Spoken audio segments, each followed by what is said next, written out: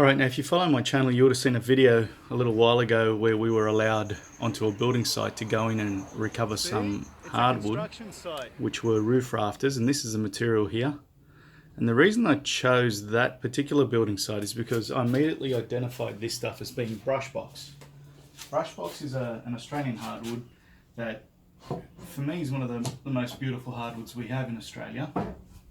That's the sort of wood you get out of it. Very close grained, reddish pinkish brown, very dense, very beautiful. So I'm really happy about it all. Now what I've gone and done so far is I have flattened and straightened one face and then one reference edge to that at 90 degrees to that face. So I'm going to go run these through the thicknesser to get them the same thickness this way and flat on top.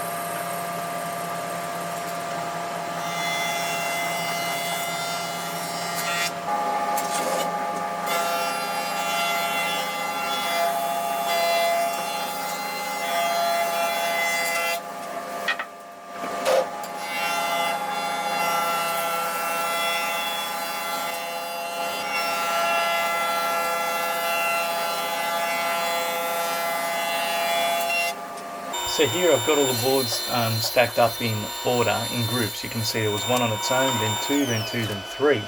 And they're in their rough size order. So I'm not going to cut them all to the same size. You can see me measuring here.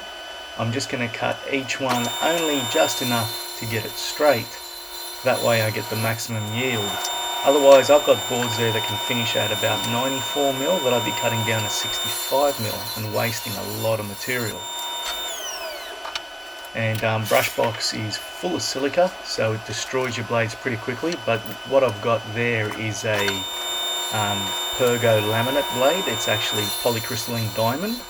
That blade's about 1.5 years old. It's been through hell and back and it still cuts thick hardwood like it's not there. So fairly big investment to begin with, buying that one. It's a Diablo Pergo blade. Can't get it in Australia, had to get it from the US, but extremely well worth the money. You basically cannot hurt that blade. It's fantastic.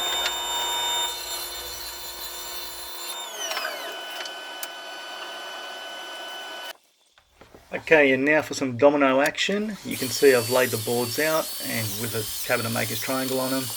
And what I do is one side of the board gets wide setting, the other gets tight setting, so that the boards can slide around in a line. But what you can see on the right hand side of those boards that are stacked up a straight line, all the dominoes along that line get the tight setting. That sets one end up exactly where I want it, and then if there's variances in the rest of it, they can move up and down. And these are 5x30mm dominoes, purely used for alignment to reduce the amount of sanding I do later.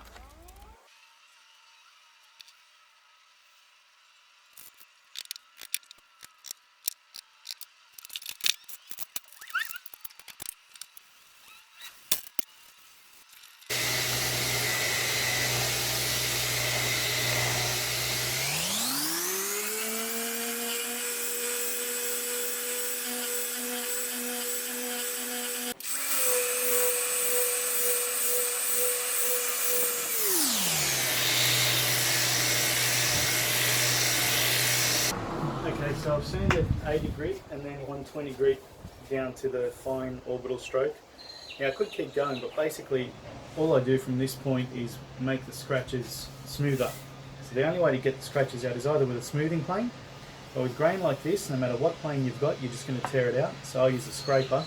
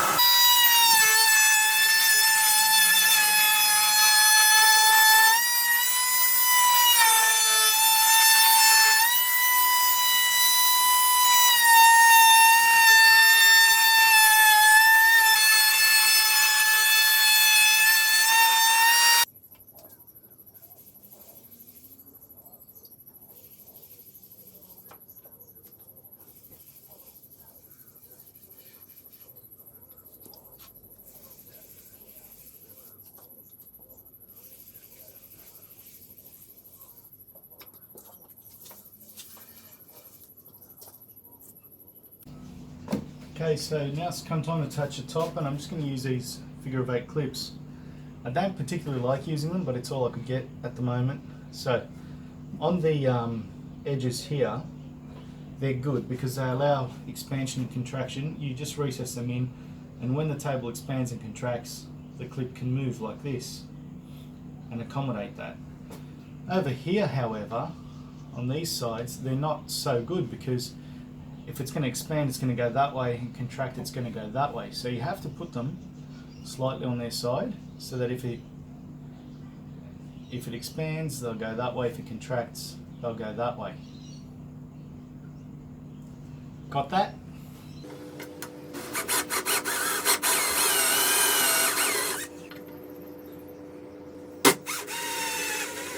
That's got a little bit of movement like that. So we want to have it down on the side there so that it can expand and contract. Now to assist that in happening, what you can do is just notch out a little bit more.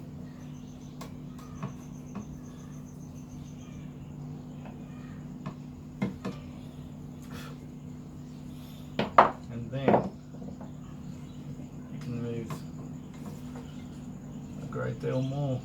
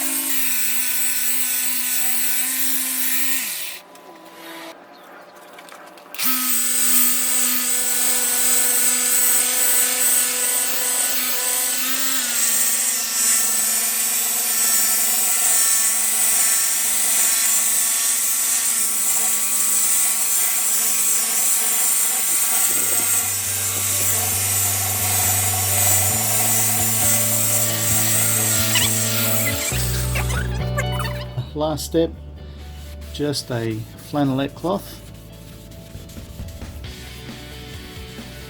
and give it a hand buffing. That's going to remove any residue. So you can see we've got a little bit of a glossy mirror finish there, but yet if you look at it from on top, it's nothing like when you've got the gloss film coating. It's better, different.